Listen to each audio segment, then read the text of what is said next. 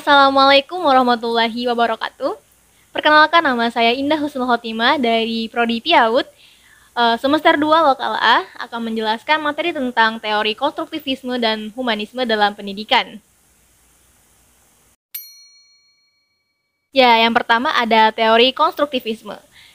Berasal dari kata konstruksi yang berarti bersifat membangun, maka dapat kita telah bahwa teori konstruktivisme adalah sebuah teori yang memberikan kebebasan terhadap manusia yang ingin belajar atau ingin mencari ilmu sesuai dengan kebutuhan dan kemampuannya untuk menemukan keinginan dan dengan bantuan fasilitasi oleh orang lain.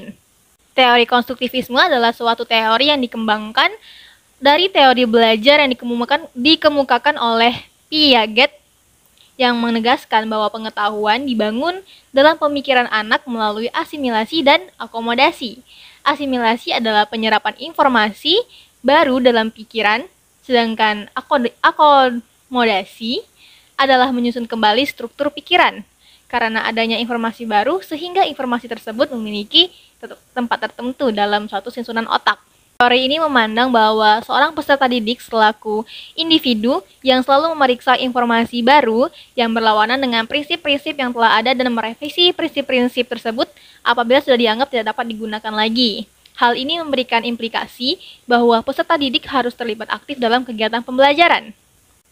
Pada sistem pendidikan Indonesia, sering kita temukan implementasi terhadap teori pembelajaran ini sering kita lihat pada metode pembelajaran menggunakan teknik menjelaskan atau teknik ceramah, tanya jawab, diskusi, serta penugasan. Pada teknik penjelasan atau ceramah, guru berperan untuk menjelaskan sesuatu atau suatu bahasan materi kepada siswa agar siswa mengetahui apa yang akan dipelajari. Dalam metode ini, siswa akan menangkap informasi yang baru yang dijelaskan pada hari itu oleh sang guru. Nah, kemudian ada teknik tanya jawab, yang mana pada metode pembelajaran ini guru akan memberikan umpan yang mana dapat menumbuhkan rasa penasaran dalam diri peserta didik, sehingga guru bisa menilai sejauh mana pemahaman dan pengetahuan sang peserta didik dalam memahami materi yang barusan saja dijelaskan oleh guru di depan kelas.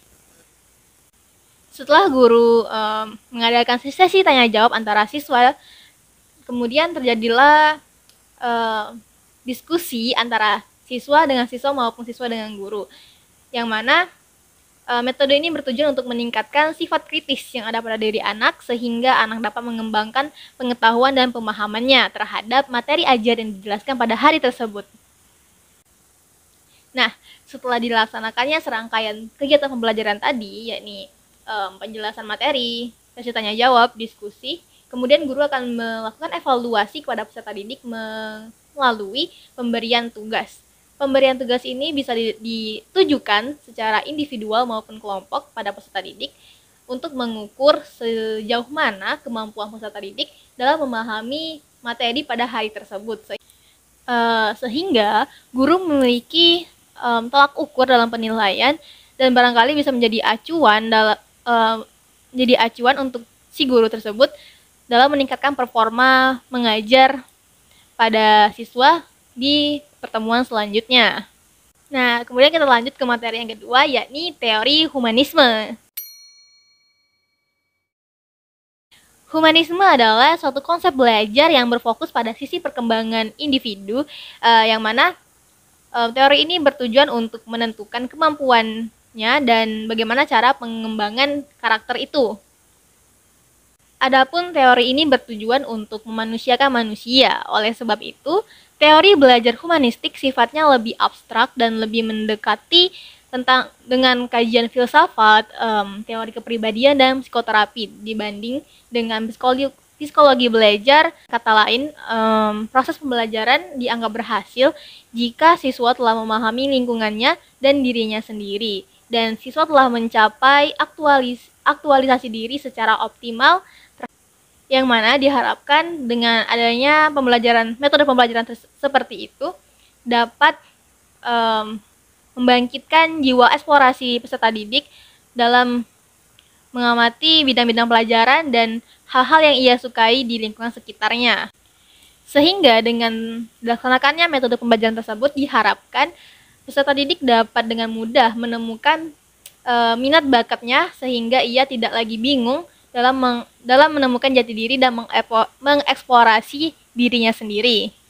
Nah, itu lembaga terkait seperti sekolah hendaknya memberikan fasilitas atau sarana dan prasarana yang memadai untuk memudahkan proses belajar mengajar sehingga peserta didik dapat dengan mudah mengeksplorasi dirinya sendiri dan tidak lagi kebingungan dalam menentukan jati diri terhadap dirinya sendiri. Sehingga proses pendidikan itu dapat dianggap berhasil. Nah, itu dia tadi penjelasan dari saya mengenai teori konstruktivisme dan teori humanisme. Jika ada salah, saya mohon maaf karena sejatinya saya juga masih belajar. Unzur mangkola walatan zurman kola. Akhirul kalam saya akhiri, wabillahi taufiq wal hidayah. Wassalamualaikum warahmatullahi wabarakatuh.